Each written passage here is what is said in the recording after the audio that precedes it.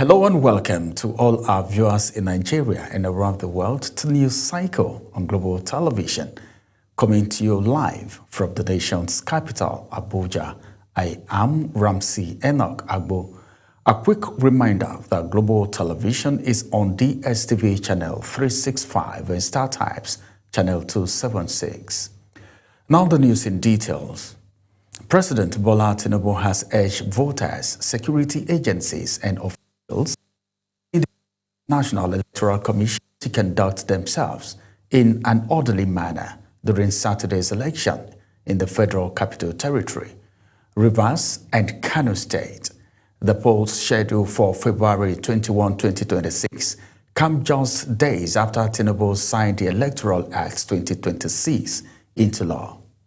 In a statement by his special advisor on information and strategy, Bayo Onanuga, Tinubu called on all eligible voters to come out and vote without fear, emphasizing that democracy thrives best in an atmosphere of calm, tolerance, and mutual respect. The president appealed to political party candidates and their supporters to avoid violence, inflammatory statements, and any action that could undermine the credibility of the electoral process.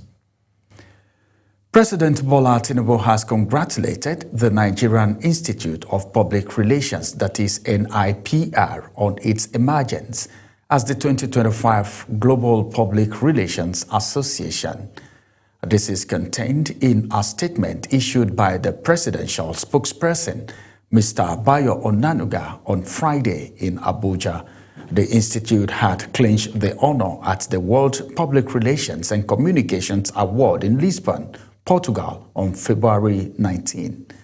Tinubu commended the president and chairman of NIPR Governing Council, Dr. Ike Nalaiko, and the Minister of Information and National Orientation, Alhaji Mohammed Idris, for their leadership. He described the award as a resounding endorsement of Nigeria's growing influence and professionalism in the global public relations and strategic communications ecosystem. The Minister of the Federal Capital Territory, Nyesom Wike, has called on residents to come out and vote peacefully in the forthcoming area council election scheduled for Saturday, February 21st. Wike made the call at a news briefing in Abuja. Kabir Hassan reports. With just hours to the polls, the Independent National Electoral Commission (INEC) is rolling out critical logistics across the Federal Capital Territory. The FCT Resident Electoral Commissioner Aminu Idris says over 320 stakeholders, including traditional rulers, religious leaders, political parties, candidates, and civil society groups, met with the INEC chairman to fine-tune preparations. He added that the commission has now activated all registration area centers, racks, across the FCT, where materials and personnel will be deployed ahead of election day. Contingency plans, in anything you do, there's always contingency plans, but we're not anticipating any late arrival of materials. We have planned delivery and movement of materials and officials so much that if I see late arrival, it will be an act of God.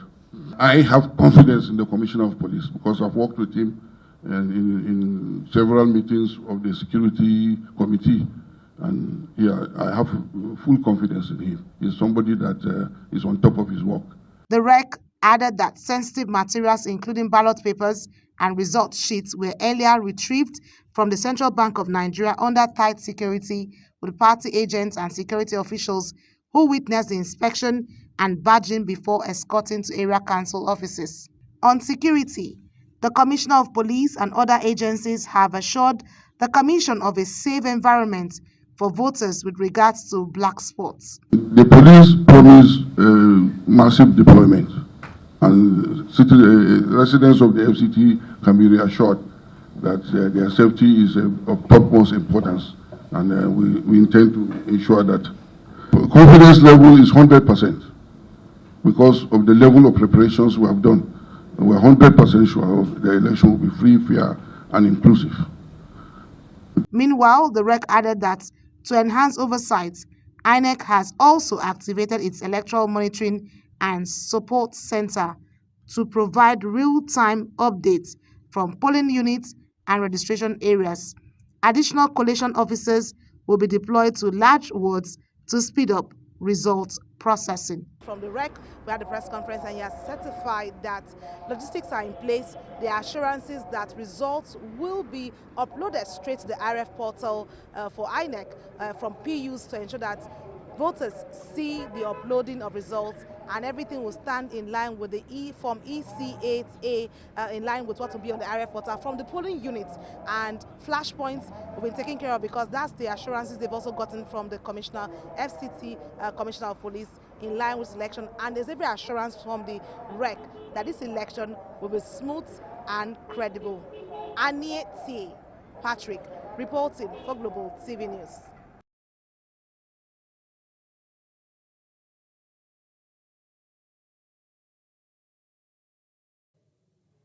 Thank you very much, Aniete Patrick, for bringing us that report, and not Kabir Hassan.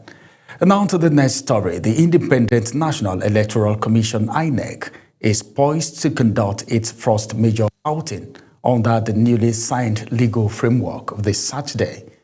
The Commission will oversee the Federal Capital Territory FCT Area Council elections alongside critical by-elections in Rivers and Kano State, serving as a litmus test for the Electoral Act 2026 recently assented to by President Bola Tinubu. This came as Minister of the FCT, Mr. Nyesom Wike, has declared today a work-free day and announced a total restriction of movement starting today night to ensure the smooth conduct of Saturday's area council elections. Meanwhile, INEC Chairman Professor Joash Amopitan San said the FCT poll would involve 1,680,315 registered voters across 2,822 units in all 6 area councils. Meanwhile, coalition of over 70 civil society organizations advocating for credible elections in the country demanded the real-time upload of results from the Federal Capital Territory FCT area council elections. Scheduled for Saturday, the group, which operates under the aegis of the Nigerian Civil Society Situation Room, while warning against vote trading, raised concern over what it described as hotspot where the safety of voters and the integrity of the ballot could be threatened. Aside from tasking INEC to prove its commitment to transparency by ensuring 100% real-time upload of Form EC88, the IRF portal, the CSO said the bimodal voter accreditation system, that is BVAS, must function optimally to prevent the delays that characterize previous local polls. The federal government has commenced a thorough investigation into the mining strategy in Zuruk community of Wase local government area of Plateau State, where at least 37 miners were confirmed dead and 25 others hospitalized. The Minister of Solid Mineral Development, Dele Alake, represented by Permanent Secretary Farouk Yabo, led a federal government delegation to the site. The delegation's visit followed the tragedy that struck the mining community, reportedly caused by suspected carbon monoxide. The Kebbi State Police Command has reinforced security presence in Bui district of Ariwa local government area following an armed cattle rustling incident. In collaboration with the military and other security agencies, additional personnel and operational assets have been deployed, and sustained area domination patrols are ongoing to maintain stability. The command deeply regrets the loss of 33 innocent lives and extends its heartfelt condolences to the families affected and the entire Ariwa community. The Southeast Renewed Hope Agenda, that is SEHRA,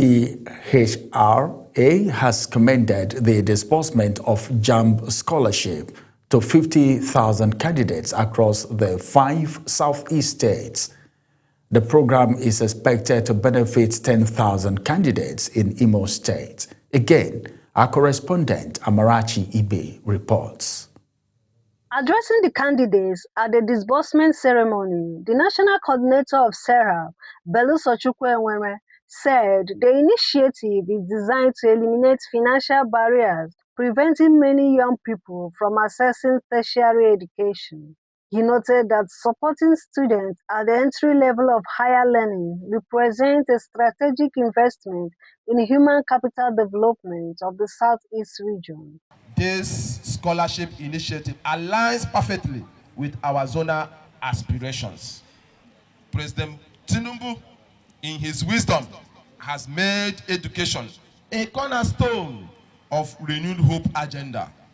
From the student loan scheme to infrastructure revamp in our schools, his administration is weaving a tapestry of progress that includes every region, every tribe, every student, and every child. In his remarks, the Imo State coordinator of SEHRA, Justice Egu, described the scholarship scheme as a practical intervention in response to the current economic challenges faced by families. He urged beneficiaries to remain focused, disciplined, and committed to the academic pursuit in order to justify the confidence reposed in them. To the intending beneficiaries of this noble gesture, the sky is your limit. We urge you to leave no stone unturned by making sure you meet the standards required by our nation's tertiary institution in your forthcoming examination, and ensure that the noble objective of this program is achieved. Some of the beneficiaries expressed gratitude to the organizer for the support, pledging to make judicious use of the opportunity to advance their education. I appreciate our Excellency Bola Ahmed Tinubu for his great work to us. What we expect isn't what we saw. We saw more than what we expected. Stakeholders says beyond the registration support, sustained mentorship and mentoring will be crucial to ensuring the program delivers long-term educational impact in Imo State and across the Southeast. From Owerri, Amarachi Ibe, reporting for Global TV News. You're watching the live broadcast of News Cycle. News Cycle continues after this weather forecast plus business, foreign and sports stories on the other side of this break. Please stay with us. Hello and a very warm welcome to the weather forecast. As we continue observing the Ramadan and Lenten season, temperatures are taking a noticeable dip, and it's especially cooler at night, so don't be caught off guard. Keep your clothing warm. Now, the atmosphere is still dominated with dust haze. From the north down to the inland cities of the south, moderate dust haze is expected, and visibility is reduced to 2 to 5 kilometers. If you're sensitive to dust particles, please take necessary precautions and use a nose mask when stepping outdoors. Along the coast, cloudy skies with sunshine intervals are expected during the morning hours, but later during the day, thunderstorms are expected to develop along parts of Bayelsa Rivers, Delta, Cross River, and Akwa Ibom states. That's the forecast for Saturday. I am Theodora Itum. Thank you for watching.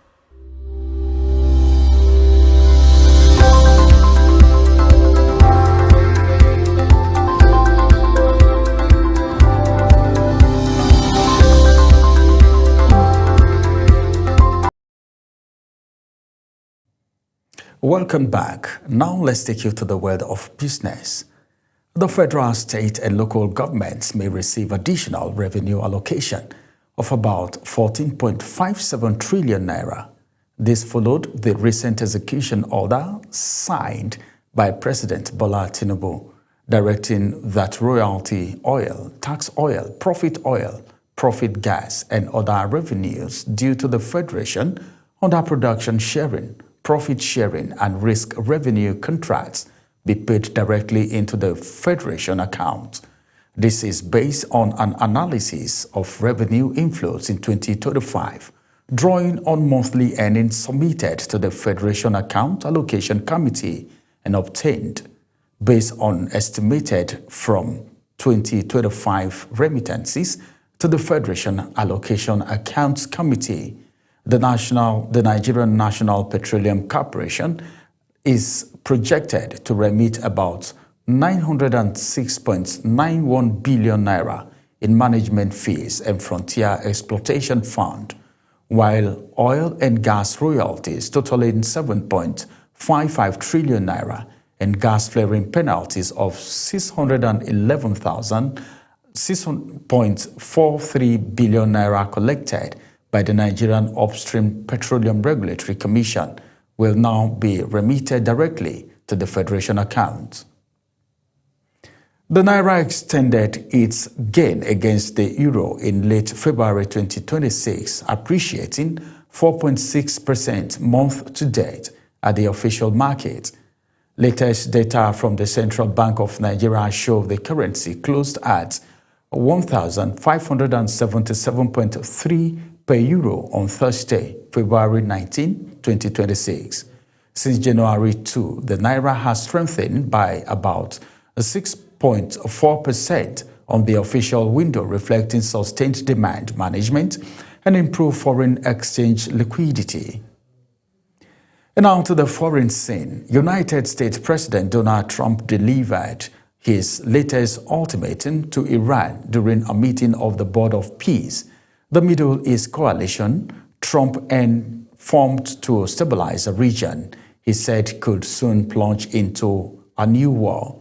The irony of simultaneously calling for peace and threatening military action underscore the competing impulses at the heat of Trump's foreign policy in his second term.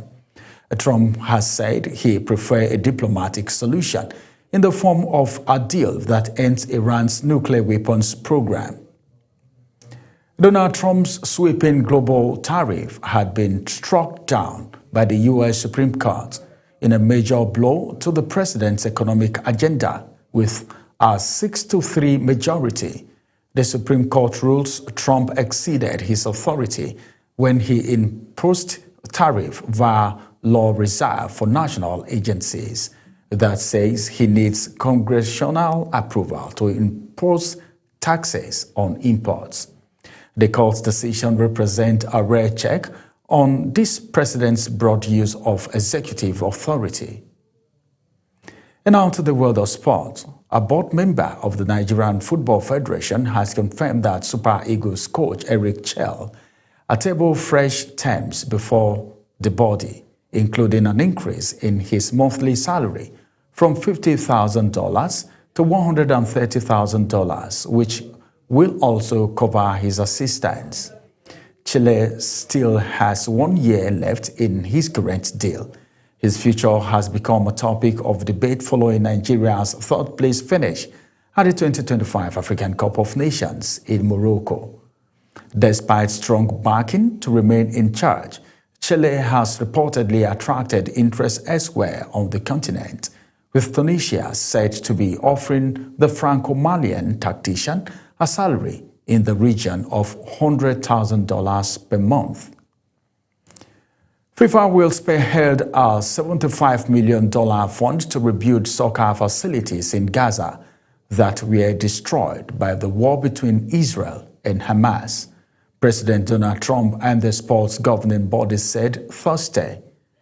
Trump made the announcement in Washington at the first meeting of his Board of Peace, an amorphous institution that featured 24 of the U.S. president's close allies and is initially focused on rebuilding the Gaza Strip. FIFA issued a statement providing more details, including plans to construct a football academy, a new 20,000-seat national stadium, and dozens of pitches. Former UFC welterweight champion Kamaru Usman has revealed a bold blueprint for the final chapter of his fighting career, announcing his intention to retire only after capturing both the welterweight and middleweight world title in what would rank among the most remarkable comeback story in mixed martial history. The Nigerian Nightmare laid out his ambition two-division plan at a time when many had begun to write off his prospect of returning to the Sports Summit, having suffered back-to-back losses to Leon Edwards and defeat to Khamzat Chimaev at middleweight on short notice. Questions about whether the 38-year-old's best days were behind him had grown louder. But Usman silenced some of those doubts with a victory over Jacqueline Buckley, and according to Church Point, the Nigerian has now set his sight on a target that would place him alongside Conor McGregor, Daniel Cormier, Amanda Nunes, and Henry Cejudo as simultaneous two-division UFC champion. That's it on News Cycle. A quick reminder that Global TV is on DSTV channel 365 and Star Times channel 276. Kindly follow us across all social media platforms now showing on your screen using @GlobalTVNG. I am Ramsey Enoch Agbo. Thanks for watching.